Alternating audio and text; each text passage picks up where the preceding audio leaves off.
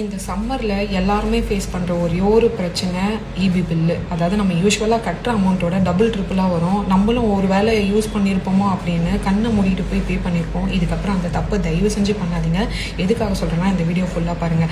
Last week என்னோட sister வீட்டில் வந்து ரீடிங் எடுத்துகிட்டு 4155 ரூபா நீங்கள் 29ஆம் தேதி பே பண்ணணும்னு எழுதி கொடுத்துட்டு போயிட்டாங்க. ஆன்லைன்லேயும் அப்லோட் பண்ணிட்டு போயிட்டாங்க. 732 யூனிட் எப்படி கன்சியூம் பண்ணியிருப்பாங்க? வீட்டில் இருக்கிறது ஒரு AC, 2 fan, fridge, washing machine.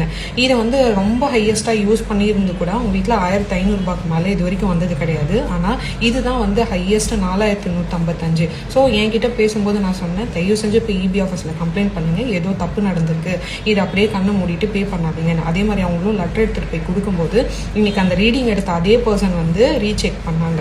Check பண்ணதுக்கப்புறம் ஒரு ஷாக்கிங்கான விஷயங்க. அதாவது அவங்க KWHன்னு அதுக்கப்புறம் வர நம்பரை மென்ஷன் பண்ணுறதுக்கு பதிலாக அதுக்கு முன்னாடி இருக்க நம்பரை மென்ஷன் பண்ணிட்டாங்களா. ஸோ 303 யூனிட் வந்து எக்ஸஸாக எழுதிட்டாங்களா லாஸ்ட் டைம் தவறுதலா. அதாவது 303 யூனிட்டுக்கு 2800 ரூபாய் எக்ஸஸாக எழுதிட்டு போயிருக்காங்க. இப்போ இன்னைக்கு டேட்டில் எழுதுனதுனால லாஸ்ட் ரீடிங்லேருந்து இப்போ வரைக்கும் ஒரு 20 யூனிட் வந்து கன்சியூம் பண்ணியிருக்காங்க. ஸோ அதனால 1376 ரூபாய் கட்டுற மாதிரி வந்திருக்கு. இல்லைனா ஒரு 150 ரூபா கம்மியாக வந்திருக்குன்னு வச்சுக்கோங்க. அதே டியூ டேட்டு இப்போ ஆன்லைனில் அப்லோடு பண்ணிட்டாங்க. உங்களோட ரெஃபரன்ஸ்க்கு இதில் ஸ்க்ரீன்ஷாட்டை ஷேர் பண்ணுறப்பாரு, நீங்களே பார்த்தா புரியும்.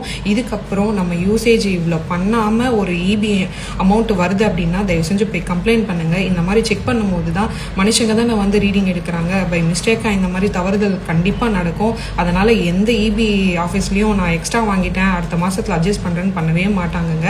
அதனால நம்மளோட பேமெண்ட்டு நம்ம கஷ்டப்பட்டு உழைச்சது நமக்கு தான் தெரியும். ஸோ இவ்வளோ யூசேஜ் இல்லைன்னும் போது நீங்கள் போய் இந்த மாதிரி கம்ப்ளைண்ட் கொடுங்க. உங்களுக்கும் இபி அமௌண்ட்டு கம்மியாகிறதுக்கு சான்சஸ் இருக்கும். இல்லை இபியில் மீட்டரில் ஏதாவது ப்ராப்ளம்னாலும் கண்டுபிடிக்கிறதுக்கு இது யூஸ்ஃபுல்லாக இருக்கும். இந்த வீடியோ மற்றவங்களுக்கு ஷேர் பண்ணுங்கள்.